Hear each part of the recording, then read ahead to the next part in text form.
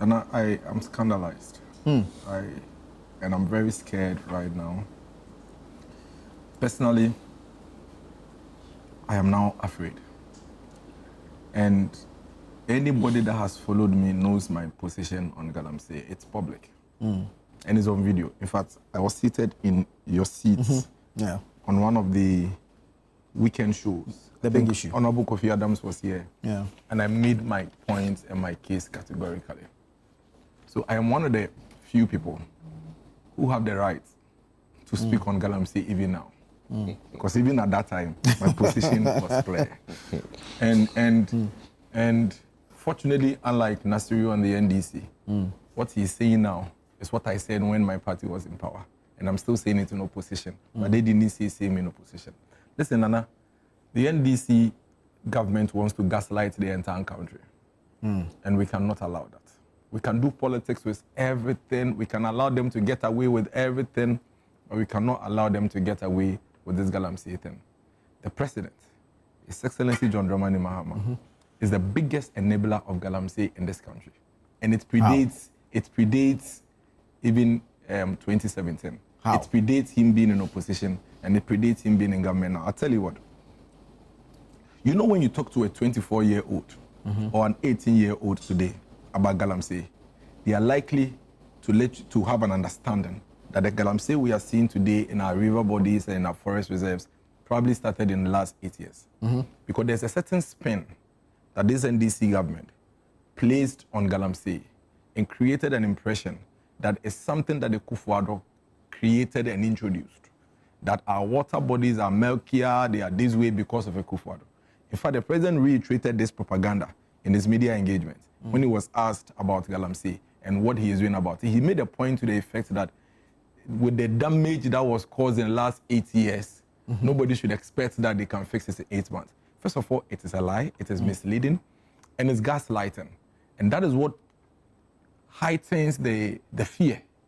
And that is what also reinforces the fact that the man has no commitment whatsoever to fight Galamsey. And I say that without any contradiction. He is only managing the country and is finding his way around it to still allow the menace to fester. Why? Because right now, even as he is in government, he has prioritized the economic gains he will get from the gold, illegal gold money over the environment and the environmental safety of the people. And that's also reflected in his responses. Now, in 2010, that was when the Galamsey we are seeing today, the one on river bodies and forest reserves, actually popped up. I remember one afternoon, I was watching TV, then I saw Professor Mills and Mr. Potofi, then the Director General for NADMO, in one cocoa farm, somewhere in Achim, Aboagye area. And that was when Professor Mills made that statement, that the rate at which Galamsey has now entered our forest areas and our riverside, and even our cocoa farms, is becoming devastating. So Anas Arimiyao Anas actually has an investigative report on Galamsey, somewhere 2010, 2011, describing the Galamsey. In fact, if you watch that Anas video and you don't pay attention to the date, you may think it's a video from 2020, 2022, because the impression was created as if all these things we are seeing, you are showing today, is a creation between 2017, and that is our first undoing. I think that if Nasiru and the government actually mean what they are saying, then they first of all owe Nana Addo Dankwa Akufo-Addo and the Ghanaian people an apology. Simply because they turned the entire country against the president.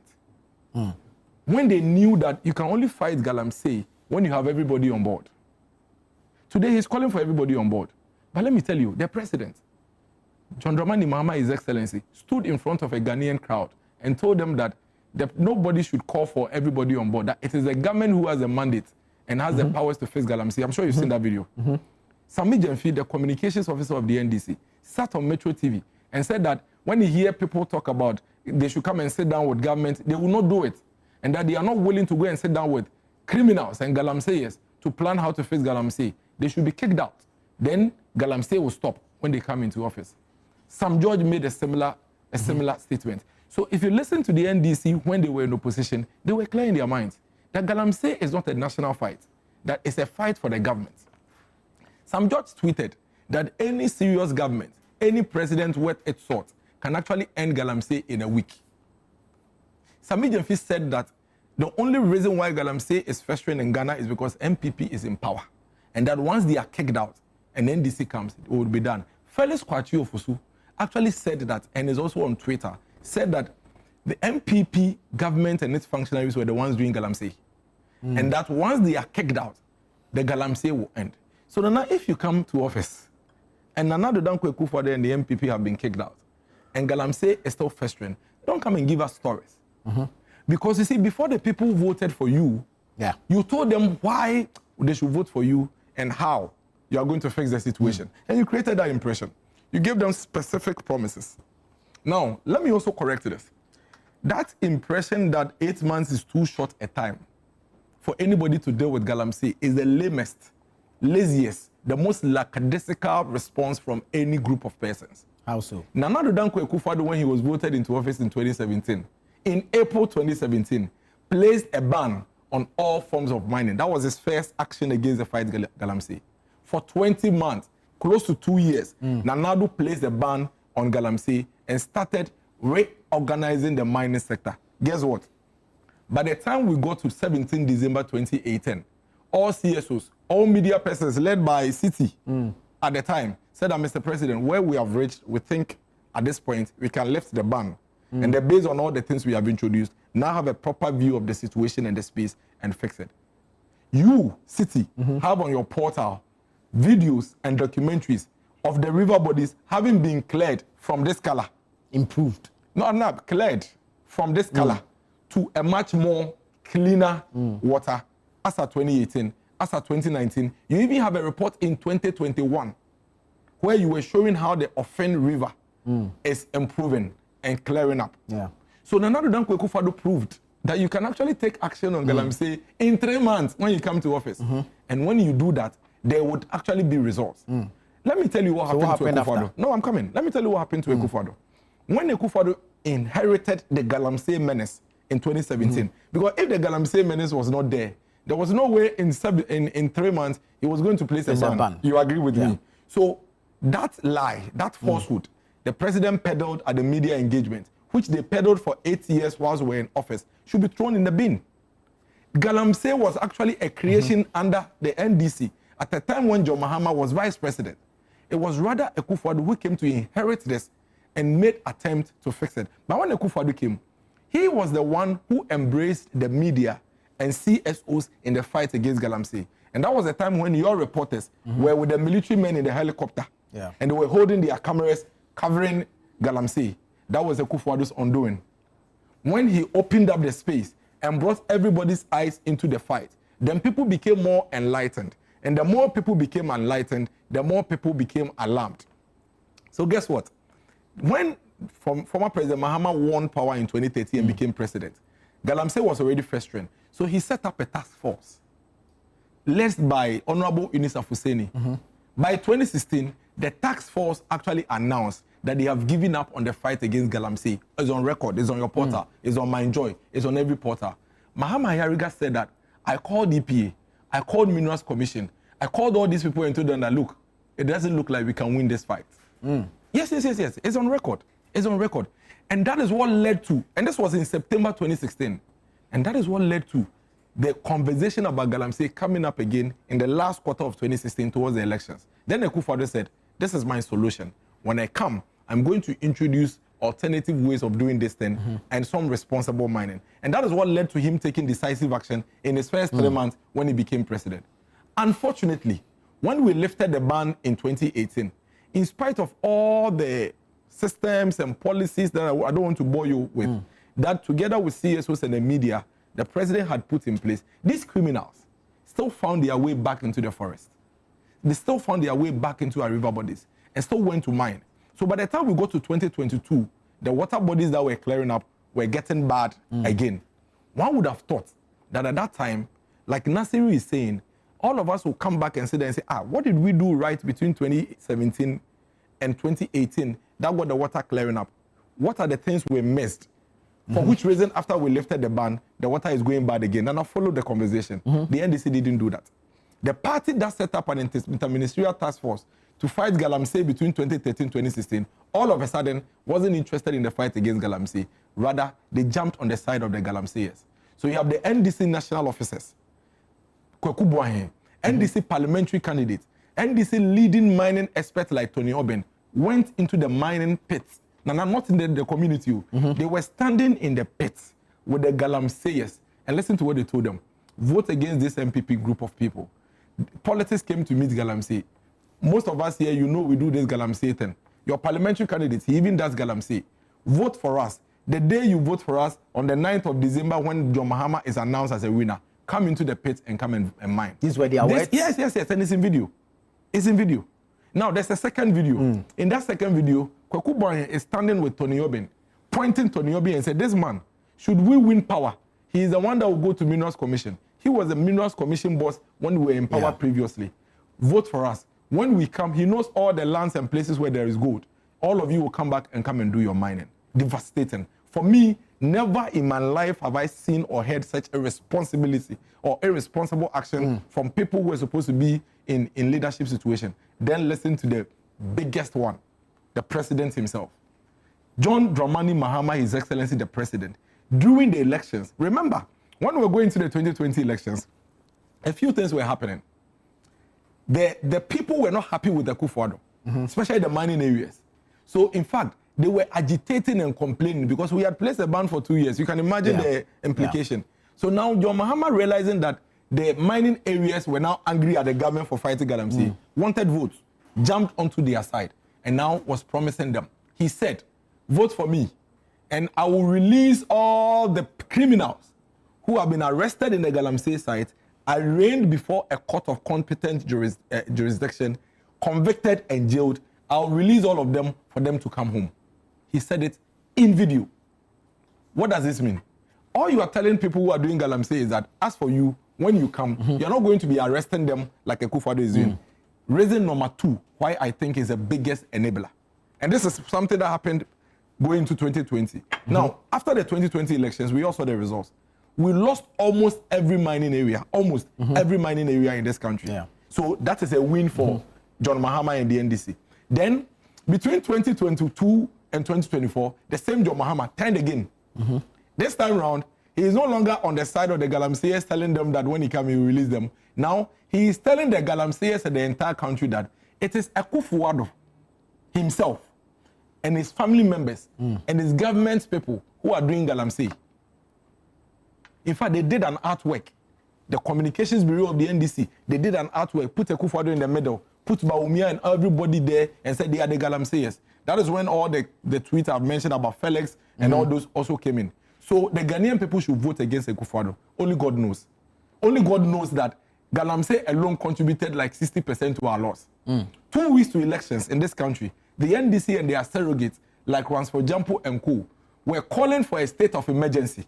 The Lands and Natural Resource Minister today, the Communications Minister today, Sami Okujeto Ablakwa today, Honorable Haruna Idusu today, 4 cabinet ministers said that they think as at 2024, October, November, there should be a state of emergency. All these people, there should be a state of emergency. The president promised in his 120-day contract, I think we went through it here, that in 120 days, he's going to, within 120 days, he will place a ban on mining in this country. So the people were happy. The people said, oh, if Akufo-Addo will leave, and then we can have our peace of mind from this Galamsey thing, then let's vote them out. You remember the famous ones, for example, rant and cry on TV, where he called his own organized labor group disorganized labor and said that they have sat in their rooms and they have allowed themselves to be manipulated by the politicians. Everybody was mad at Akufo-Addo. Why are you destroying our forest area? Why are you mining? Why are you doing all of these things? And do you know what they were running to? Their defense is that, or their justification is that Professor Frempong Boateng, who was a minister under Akufo-Addo, had named people in the government who were doing Galamsey. Perfect. Then he ran to town with it. And then they started using that as a basis and calling Akufo-Addo all manner of names.